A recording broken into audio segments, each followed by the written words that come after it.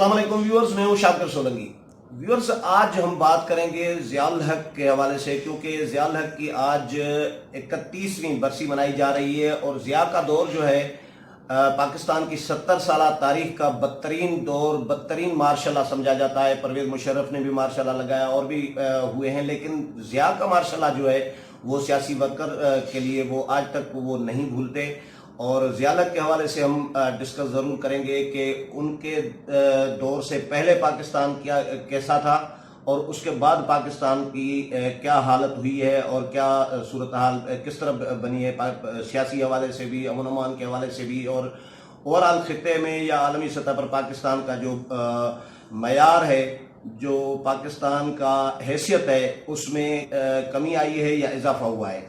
रजा खट्टी साहब senior journalist हैं, वो हमारे साथ हैं, इनसे डिस्कस करेंगे आज। खट्टी साहब, पहला सवाल तो ये है कि ज़िया के मार्शलाई दौर से पहले का पाकिस्तान और बाद का पाकिस्तान, बड़ा एक जामे सवाल है। बहुत शुक्रिया। मैं आपके सवाल की तरफ आने से पहले मैं आपको एक और बात बताऊं कि हमारे पास खुसूसन पाकिस्तान पीपल्स पार्टी के लोग जब नारा लगाते हैं कि भुट्टो ज़िंदा है, तो मैं कहता हूं कि भुट्टो ज़िंदा हो ना हो, लेकिन ज़ियाउल हक इस मुल्क में ज़रूर ज़िंदा है। वो कैसे? वो इस सूरत में है कि जब भी इस मुल्क में कहीं खुद कुछ धमाके में कोई खुद कुछ बमबार फटता है तो ज़िया जिंदा होता है। नहीं, खुद कुछ हमले तो मुशर्रफ दौर में नहीं शुरू हुए। नहीं, ये देखे ना, ये एक जो ये तो अफगान वार के बाद हुए ना। अफगान वार उसने ही शुरू की ना। उस दौर में आपको जाना पड़ेगा, जब ये 77 में जब उन्होंने भुट्टो साहब की हुकूमत ख़त्म की 5 जुलाई को, उसके बाद आप देखते हैं कि 79 के अंदर ईरान के अंदर इनकलाब आया, ठीक है, सोवियत यूनियन अफगानिस्तान में घुसा और उसके बाद ये सूरत पैदा हुई। अब यहाँ जो पाकिस्तान का जो सवाल है वो ये है कि ज़ियाउल हक ने पाकिस्तान का जो तशख़्ख़ुस था, एक लिबरल तशख़्ख़ुस था, हालांकि उन दिनों भी मजहबी शिद्दत पसंदी उरूज पर थी, लेकिन जिस तरह रियासती जो है वो उसकी ताकत उसके साथ शामिल की ज़ियाउल हक ने, शरई अदालतें कायम की, जजों को ये अख्तियार मिल गया कि वो खुद ही कानून भी बनाए, सारे काम खुद करें। नतीजे में भुट्टो साहब ने अहमदीस को जो है वो काफिर करार दिया उनके दौर में, लेकिन ज़ियाउल हक ने आके उनकी मसाजिद जो होती थी उनको मसाजिद कहने पर जो है वो 6 माह की सज़ा का ऐलान किया। इस तरह की बहुत सारी चीज़ें आइन में शामिल की गई। अच्छा, उसके बाद जो सियासी जमातें थी उनको बिल्कुल ख़त्म कलादम करार दे दिया गया, आपका आइन मुअत्तल कर दिया गया। आइन के अंदर ज़ियाउल हक पाकिस्तान की तारीख का वो वाहिद आमिर था जिसने अपना नाम डाला था आइन में।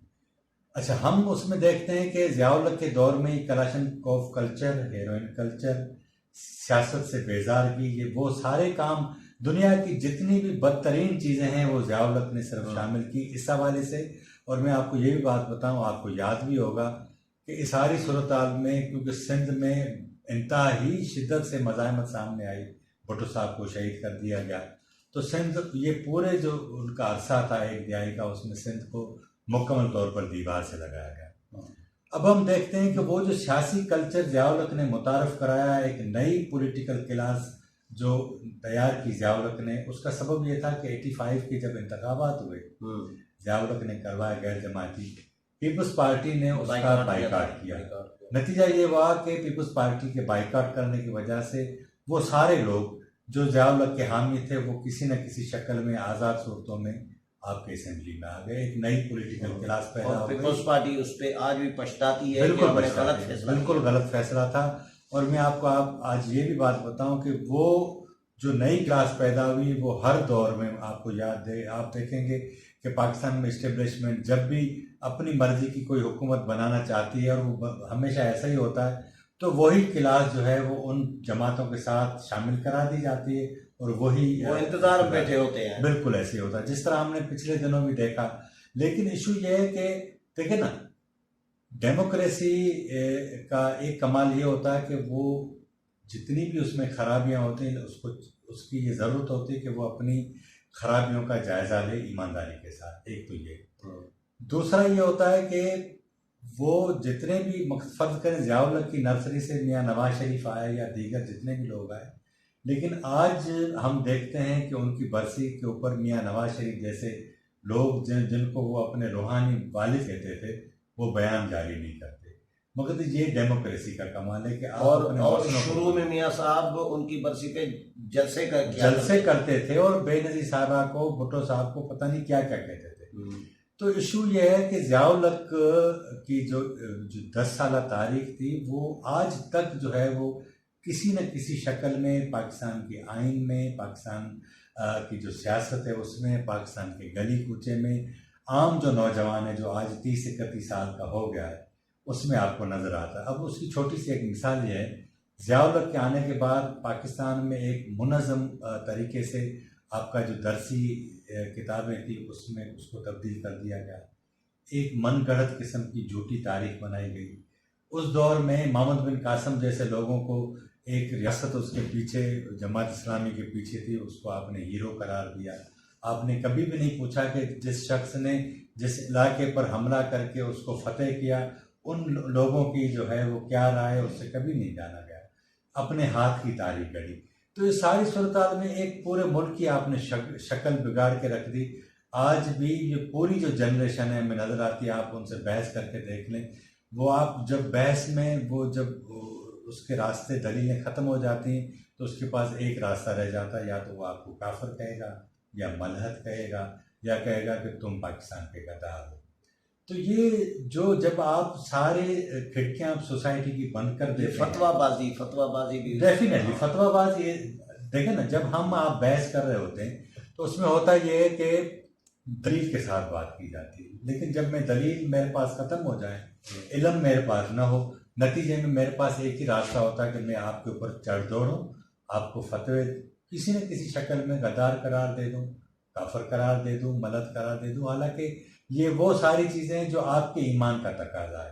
آپ جو بھی ہیں اس سے میرا کوئی آئے نہ جائے، ٹھیک ہے نا، آپ میرے عقیدے سے اتفاق نہیں کرتے، یہ آپ کا حق ہے، میں نہیں کرتا، یہ میرا حق ہے، لیکن میرا یہ اصول، یہ میرا کام تو نہیں ہونا چاہیے کہ میں اپنا نظریہ آپ پہ مسلط کروں، یہ نہیں ہونا چاہیے۔ ضیاء الحق نے وہ ساری سوسائٹی کی کھڑکیاں بند کر دی، عدم برداشت، ایک مذہبی عدم برداشت۔ سر آپ اندازہ کریں کہ وہ جو فرقے وارث کا جو بیج بویا تھا ضیاء الحق نے، ہم نے دیکھا مشرف دور میں، آپ اندازہ کریں کہ دہشت گردی کی صورت میں ہم نے کوئی مزار، کوئی مسجد، کوئی امام بارگاہ محفوظ نہیں تھی۔ آج بھی پاکستان کی فوج نے، میں آپ کو بتاؤں، جنرل کے آنے کے بعد اس نے پوری اپنی پالیسی ریوزٹ کی، اس کے باوجود فوج، کیونکہ پاکستان میں سب سے طاقتور ترین ادارہ مانا جاتا ہے، سارے ادارے اس کے انفلوئنس میں ہوتے ہیں، اثر میں ہوتے ہیں، اس کے باوجود بھی فوج اس پوری جنریشن کو کبھی بھی نہیں کر سکے گی۔ اور میں آپ کو یہ بات بتاؤں کہ آج بھی پاکستان کی سیاسی جماعتوں کو، پاکستان کی فوج کو، پاکستان کی سول سوسائٹی کو 17 اگست کے دن بیٹھ کر اس بات کا ریوزٹ کرنا چاہیے، جائزہ لینا چاہیے کہ پاکستان کیا اس شکل میں دنیا کے اندر چل سکتا ہے؟ نہیں چل سکتا۔ آپ کو اپنی شکل تبدیل کرنی ہوگی، آپ کو اپنا درسی نظام جو ہے، اسکولی سسٹم جو ہے وہ تبدیل کرنا ہوگا۔ اگر یہ آپ نہیں کریں گے، دیکھیں نا جس طرح آپ کی جو تنہائی ہے دنیا میں بڑھتی جاتی ہے، آپ دیکھیں نا اس ساری صورتحال میں آپ مجھے بتائیں، ابھی ہم کشمیر کے ایشو میں پھنسے ہوئے ہیں نا، الٹیمیٹلی بات یہ جا کر مودی بھی یہ کہتا ہے کہ میں ہمارا نام تو نہیں لیتا، کبھی لے بھی لیتا کہ میں دنیا میں دہشت گردی جہاں بھی ہوگی میں اس کا پیچھا کروں گا۔ سب سے بڑا دہشت گرد وہ ہے وہاں جہاں مسلمان اس کے قہر سے محفوظ نہیں، وہ تو اس کے ڈکلیئرڈ امریکہ کی طرف سے بھی ڈکلیئرڈ تھا، دیکھیں نا اس کے باوجود بھی اگر وہ یہ کہے تو اس کا مطلب یہ ہے کہ وہ ہمارا نام نہیں لیتا، لیکن اشارہ تو اس کی نیت ہماری طرف ہوتی ہے۔ تو میں یہ کہتا ہوں کہ پاکستان کے آپ ان تمام لوگوں کو بٹھائیں۔ دوسری بات یہ کہ ہماری سیاسی جماعتوں کو بھی اپنا قبلہ بالکل درست کرنا ہوگا، اپنی پالیسی واضح کرنی ہوگی۔ عقیدہ جو ہے، ایمان ہے، وہ آپ کا اپنا ذاتی عمل ہے، اگر آپ اس کو امپوز کرنے کی کوشش کریں گے نا، اس کی میں چھوٹی سی مثال دیتا ہوں۔ پاکستان کی تاریخ میں 47 میں آزاد ہوا، 2 سال بعد جب آئین بن رہا تھا 1949 میں، تو لیاقت علی خان نے قرارداد مقاصد اس میں شامل کی، ٹھیک ہے نا۔ اس کے بعد اس نے ہندوستان میں مولویوں کو، جو مفتی تھے، ان کو فون کر کے کہا کہ آپ یہاں آ جائیں، ہم آپ کو یہاں اکوموڈیٹ کریں گے، آپ کو پیسے دیں گے، تنخواہیں دیں گے، یہاں آئیں۔ وہ صاحب ادھر آئے، ان کو سرکاری جو ہے وہ ملازمتوں، سرکاری تنخواہیں اور دیگر مراد دی گئیں، لیکن کیونکہ بیوروکریسی لبرل تھی انہوں نے اس کو اسپیس نہیں دیا۔ اس کے بعد ایوب خان کا جو دور تھا وہ اس مذہب کے انہوں نے جو ہے وہ جو تقلید نہیں کی، کوئی وہ کہتے ہیں نا کہ اس کو فالو نہیں کیا ایز اے ریاستی سطح پر۔ ضیاء الحق نے اس کو بالکل کیا۔ بھٹو صاحب نے اپنے آخری دور میں یہ کیا، ریڈ لائٹ ایریاز جو ہے وہ بند کیے، بارز ختم کر دیں، جو اتوار کی چھٹی ختم کر کے جمعے کی کر دی، اور دیگر اقدامات کیے، وہ بھی صرف ملاؤں کے جو ہے وہ پریشر میں آ کر۔ لیکن اس کے بعد وہ سب کچھ کرنے کے باوجود بھی بھٹو صاحب کو وہی لوگ کھا گئے۔ ضیاء الحق نے آ کر اس کو اور زیادہ بڑھاوا دیا۔ اس کے بعد نواز شریف کے دو دور رہے، ہم دیکھتے ہیں وہ ضیاء الحق کو ہی فالو کرتے رہے۔ بی پی کو صرف 1.25-2 سال ملے، اور میرا خیال ہے 2.5-3 سال ہو گئے۔ اس میں وہ ان کو نہ اختیارات، اپنے وزیر خارجہ مقرر کرنے کا اختیار نہیں تھا۔ تو یہ جو ساری صورتحال ہوئی، اس کے بعد ایک دور اور آتا ہے پاکستان میں جنرل مشرف کا۔ اس کو ہم اس حوالے سے روشن خیال ضرور کہہ سکتے ہیں کہ مشرف نے مذہب کو استعمال نہیں کیا، اس نے کھلم کھلا کہا کہ میں ایک لبرل پاکستان مجھے چاہیے، اور اس دور میں ہم نے دیکھا کہ یہ پریکٹیکلی یہ چیزیں ہوئیں۔ لیکن بہت ساری جگہوں پہ ہم نے دیکھا کہ مشرف کو فوج کے اندر بھی شدید مزاحمت کا سامنا کرنا پڑا، اور اس کے نتیجے میں اس نے 2-4 جو جرنیل تھے ان کو جبری ریٹائر بھی کیا۔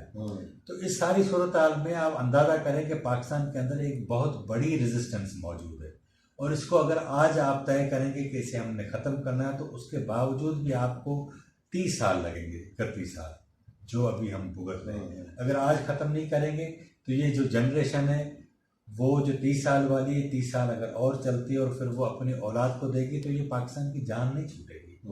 تو میں چاہتا ہوں کہ جو 77 میں ایک ضیاء الحق اس ملک کے اندر آیا، جو ابھی تک اپنی کسی نہ کسی صورت میں شکل میں ہمیں نظر آتا ہے، اس فکر کا خاتمہ ہونا چاہیے۔ تبھی ہم دنیا میں سر اٹھا کے چل سکیں گے، تبھی ہم اپنے لوگوں کو اپنے ساتھ بٹھا کے چل سکیں گے۔ ہم ان سے ان کا عقیدہ نہیں پوچھیں گے، ایز اے پاکستانی ہم ٹریٹ کریں گے۔ کسی قوم، کسی نسل کی ہمیں یہ ضرورت نہیں پڑے گی کہ ان سے میں پوچھوں کہ آپ کہاں سے ہو۔ جب ہم پاکستانی ہیں تو ہماری ذمہ داری ہے کہ ہم ان تمام جو ہیں وہ غلاظتیں ان سے پاک ہوں۔ میں سندھی ہوں، میں 1000 سالوں سے اپنی سرزمین نسل در نسل وہاں ہوں، میری شناخت کوئی نہیں چھین سکتا۔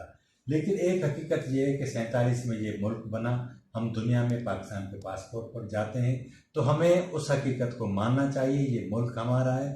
لیکن ہمارے ملک کو اس کی شکل جو ہے وہ ہمیں ہی تبدیل کرنی پڑے گی، جو ضیاء الحق نے بالکل مست کر کے رکھ دی ہے۔